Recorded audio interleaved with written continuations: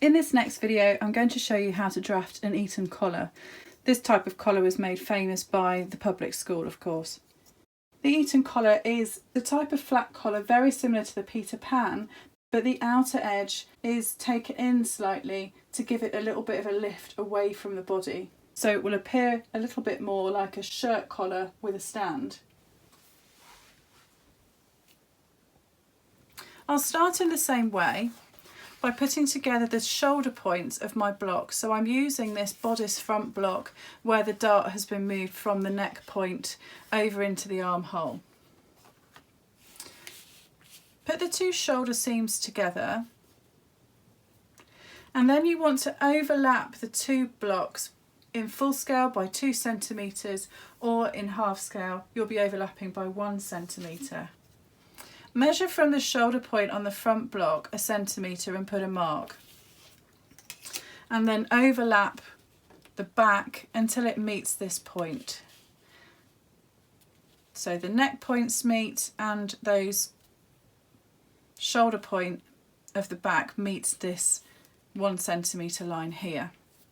I'm going to draw in the centre back line, the neckline, mark where that shoulder line is, draw in the front neckline and draw in part of the centre front line.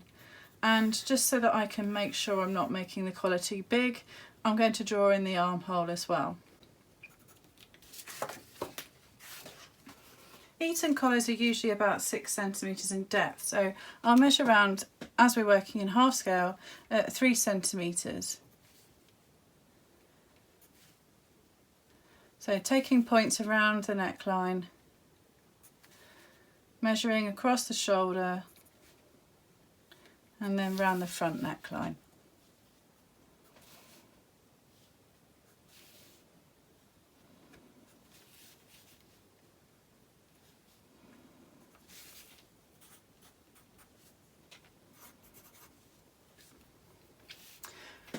I'm going to join those points with a smooth curve.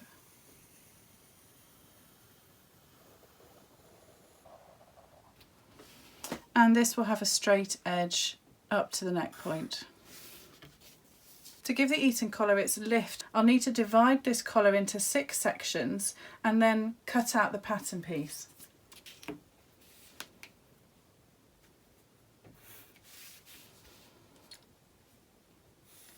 I'm going to just guess rather than measure and roughly divide the collar into 6 pieces. Now I've drawn my shape for the collar, I'm going to trace that off.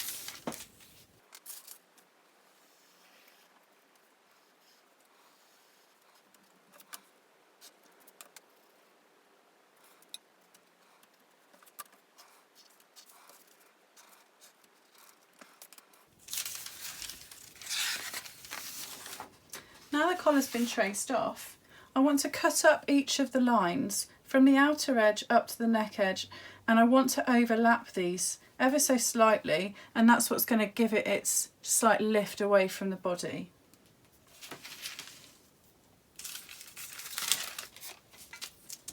That's the pattern piece cut out, and next I'll cut up each of these panel lines.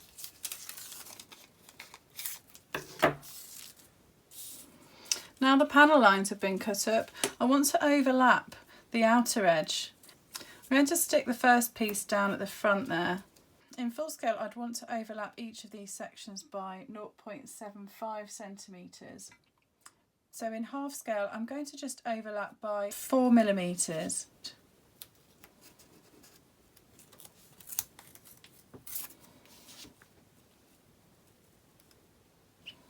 So work your way around the collar, taking in those pieces, overlapping them by 4 millimetres on each of those.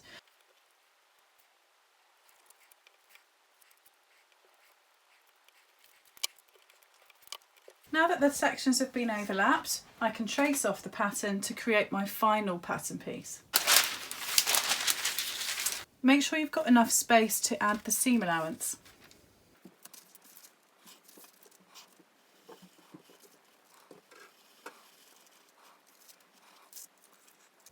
As this collar will be added to a shirt, the centre back part will be cut on the fold, since there'll be a centre back fold on the back piece of the garment.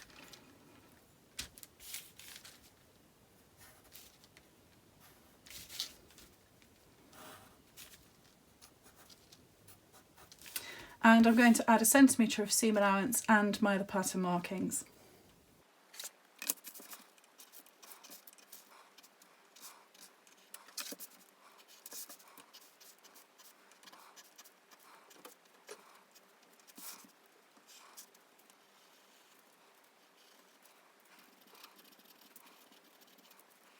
Make sure that you have the shoulder notch on here, so the shoulder notch would go just there where that line of my segment is, and I'll take that at a 90-degree angle from this line here into the seam allowance. And next I'll cut out my pattern.